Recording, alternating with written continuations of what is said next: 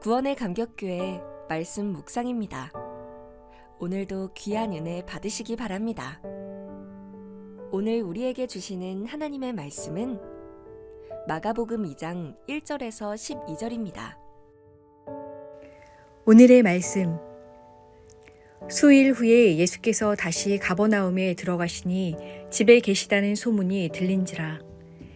많은 사람이 모여서 문 앞까지도 들어설 자리가 없게 되었는데 예수께서 그들에게 도를 말씀하시더니 사람들이 한 중풍병자를 4사람에게 메워가지고 예수께로 올세.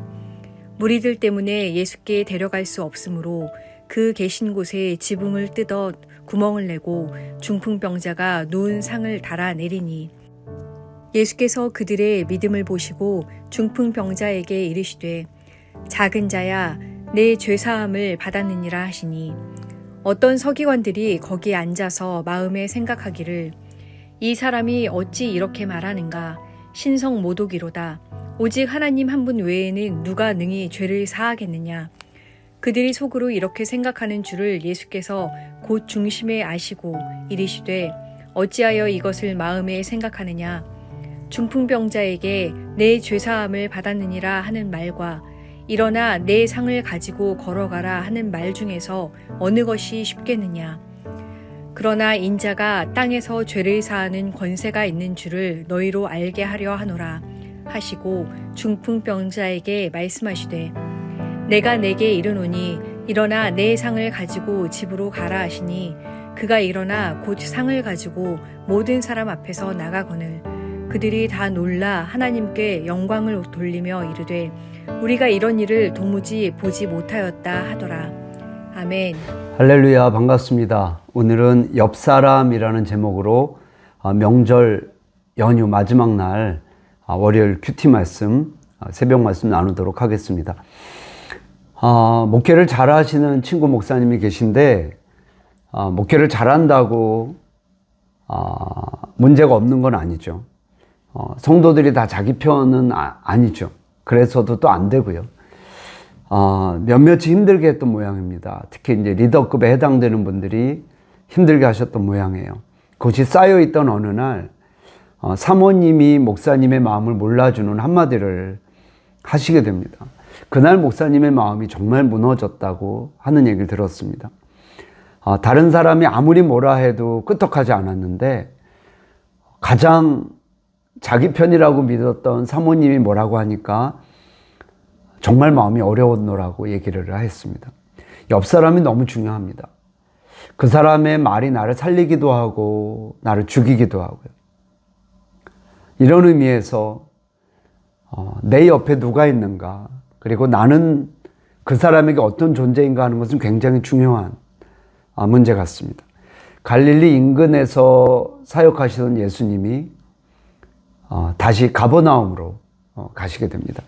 사람들이 엄청 몰렸다고 그래요. 그 이유가 오늘 본문 바로 앞에 나병 환자를 고치셨고 또 그 바로 앞에 베드로의 장모님을 열병 걸렸던 장모님을 고치시는 장면이 나옵니다. 그리고 그 앞에는 귀신 들린 사람을 고치는 장면이 나와요. 계속 예수님이 기적을 일으키셨던 내용들이 나오죠. 당연히 사람들이 몰렸겠죠. 본문에 보니까 사람들이 너무 많아서 문 앞에조차 들어설 자리가 없었다 말씀하고 있습니다. 그때 흥미로운 사건이 일어나는데 유명한 얘기죠. 중풍병자 1명을 4명이 데리고 예수님께로 옵니다. 근데 어떤 관계인지는 정확하게 말씀하고 있지 않은데 가까운 사이였던 것은 분명해 보입니다. 그런데 앞에서 말씀드린 것처럼 사람이 너무 많아서 예수님께 갈 수가 없었죠. 그러자 이들이 지붕으로 올라가서 구멍을 뚫고 이 사람을 내리기를 시작했습니다. 4절 말씀입니다.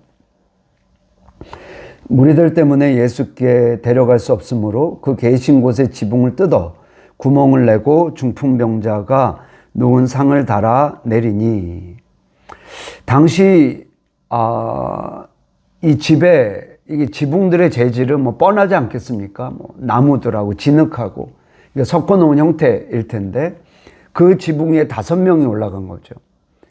그러니까는 그 중에서도 아마 견고했던 집 아니었을까 하는 생각이 들고요. 더군다나 침상째로 이렇게 내려온 걸로 봐서 구멍도 굉장히 크게 뚫었을 것 같은데 사람들도 봤겠죠. 예수님도 봤겠고. 그런데 성경은 이 부분을 자세히 설명하고 있지는 않습니다. 어쨌든 분명한 건 이들은 절박했다는 것이고 이들의 관계는 끈끈했다는 것입니다. 친구 사이인지 가족 사이인지는 모르겠는데 어쨌든 끈끈했던 관계였던 것 같고요. 솔직히 말하면 예수님이 언제 또 떠나실지 모르는 거예요. 오늘도 가버나움으로 다시 오셨다고 그랬잖아요. 딴 데 가셨다가 또 오시고. 그러니까 언제 예수님이 언제까지 계실지도 모르는 상황에서 이들의 마음이 급했던 것 같습니다. 그때 주님이 흥미로운 말씀을 하시죠. 5절입니다. 예수께서 그들의 믿음을 보시고 중풍병자에게 이르시되 작은 자야 내 죄사함을 받았느니라 하시니.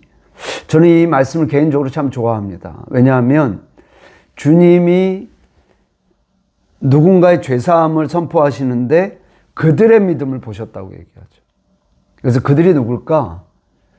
4명일까 5명일까 하는 이제 숙제가 남죠. 그 사람을 데리고 온 4명일까? 아니면 그 환자까지 5명일까? 저는 개인적으로 5명이라고 생각을 합니다. 왜냐하면 정작 본인은 없는데, 본인은 믿음이 없는데 죄사함을 받았다면 그거는 성경적으로 문제가 되기 때문에 그렇죠. 다만 주님이 한 명에게 죄사함을 선포하는데 그와 같이 있던 그들의 전체 믿음을 보셨다는 것은 저한테 굉장히 흥미로운 일입니다.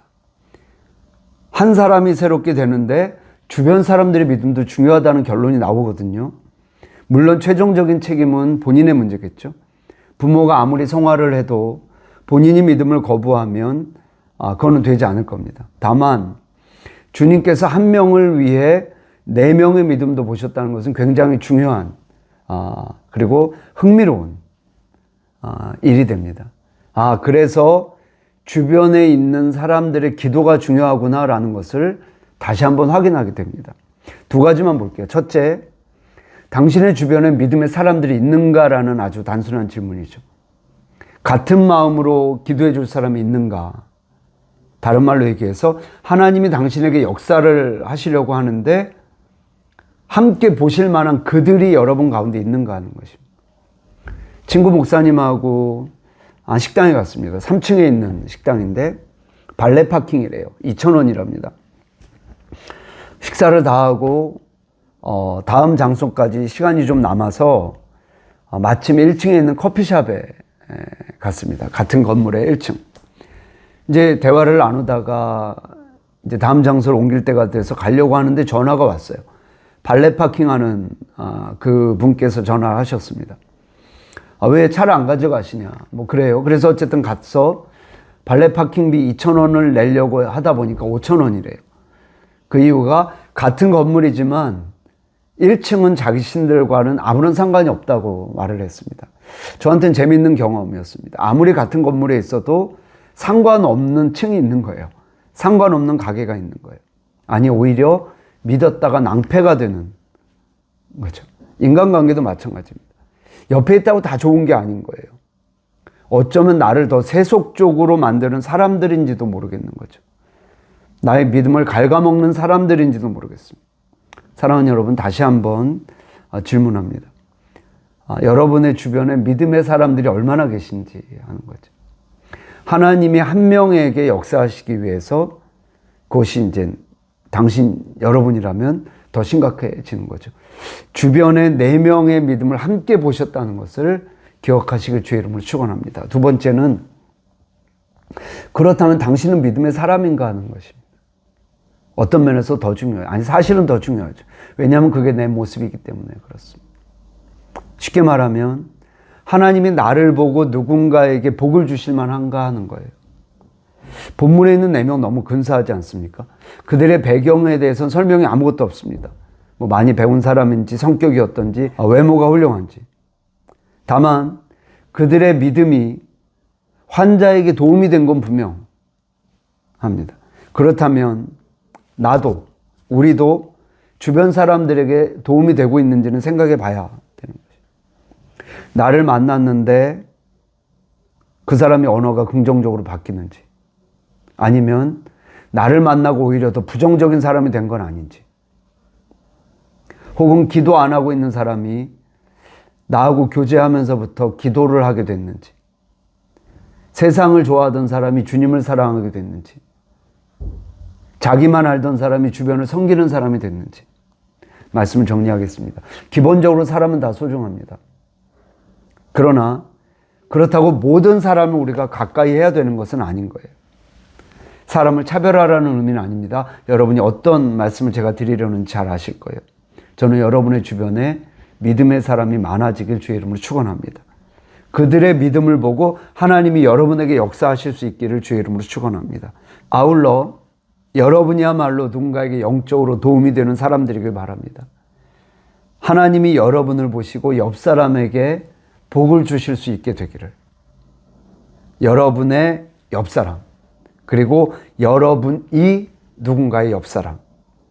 사랑하는 여러분, 오늘까지 잘 쉬시고 내일부터 또 다른 이제 일상을 보내시게 될 텐데 옆 사람의 복이 있기를 주의 이름으로 축원합니다. 기도하겠습니다. 하나님, 믿음은 나의 문제이지만 나만의 문제가 아님을 가르쳐 주셨습니다. 우리의 주변에 믿음의 사람들이 많아질 수 있도록 은혜를 더하시고, 나도 누군가에게 꼭 필요한 은혜의 사람이 될 수 있도록, 믿음의 사람이 될 수 있도록 우리를 붙잡아 주시옵소서. 명절 연휴 마지막 날 평안히 잘 쉬게 하시고 일상에서 또 승리할 수 있는 좋은 옆 사람이 될 수 있도록 은혜 더해 주시옵소서. 예수님의 이름으로 기도드리옵나이다. 아멘.